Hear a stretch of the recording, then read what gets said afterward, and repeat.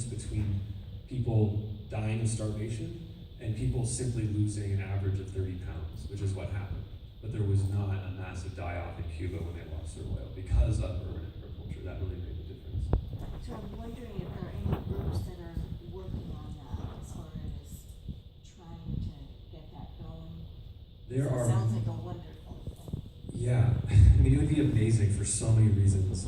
I mean, both for the food security aspect of urban farming, as well as the educational aspects, and just teaching people how to reconnect with the earth, and then also feeding people in low-income neighborhoods all throughout the Bay Area, throughout Oakland, Richmond. There are huge food deserts, just miles and miles and miles where you cannot get fresh food.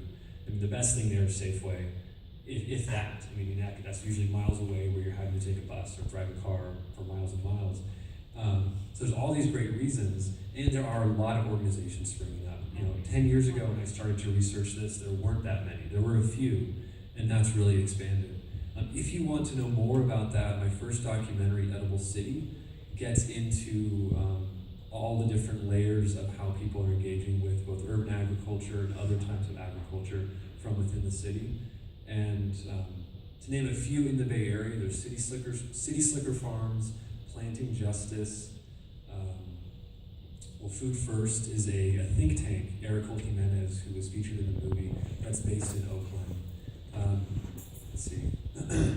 There's Growing Power, that's based in, they're based in Milwaukee, but they're starting to teach people all across the country. They really have developed the model for how to do incredibly efficient urban agriculture and feed a lot of people in a small space.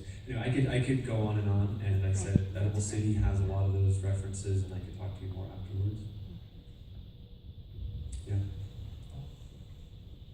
These people were really passionate about this land and about gardening, and I wonder, did they actually live right in that peripheral community across from the land, or did they come down on the cars?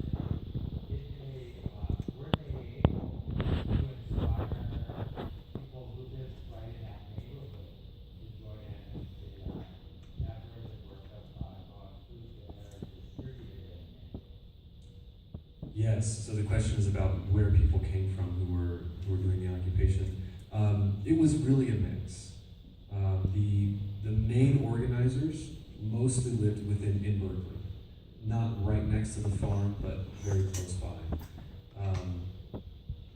Part of why I see Occupy the Farm being as successful as it has been is that they got a huge amount of community support from the people in the neighborhood, which was, I also was observing Occupy Oakland when it happened, which was a very stark contrast, where most of the, which is mostly businesses in that neighborhood around Occupy Oakland, were very much against the occupation because it was horrible for business. People were making a huge mess.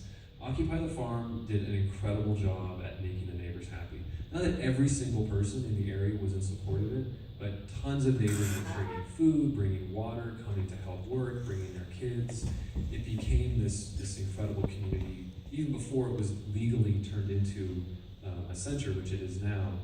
Many people in the neighborhood are making use of it as that. So that combination of people who who were more or less professional activists or had been studying urban agriculture for years and years and years, coming in from nearby but not right there, but then joining forces with the community in the area seemed to be a very effective alliance. I'm really glad to hear that, because sometimes it's very difficult to motivate citizens in a community to join it for a good idea. And that's really fortunate to hear. Yeah, well, that was another reason why this was so successful, is so many people in Berkeley and Albany have stories about the Gill Tract. Either it's, oh yeah, I used to live in Albany Village and I walk by that every day, or I drive my car by that every day and I'm wondering what's going on there, I want to go in there. Like, everyone knows about it because it's in a very central location. So there was a lot of, and it's been a hot topic for 15, 20 years. So all of those things really helped to galvanize community support. Yeah. I want to thank you for doing these series. It's great information. How are you doing with distribution? The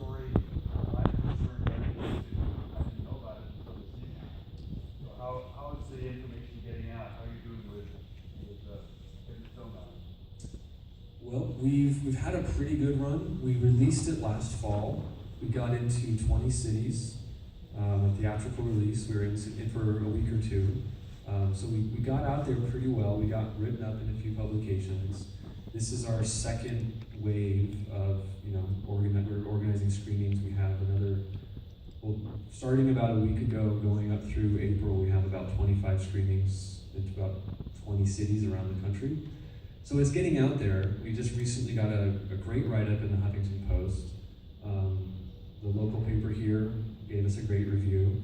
And we had a Facebook page, we're doing some social media, but we certainly can, we need all the help we can get. So the more people who see the movie, who really like it, can help spread the word, or people want to help us organize additional screenings. If you have friends in other cities who'd be into this, we're really open to however we can get it out there. How about film festivals? Film festivals. We had a rough cut that screened in the film festival here last year.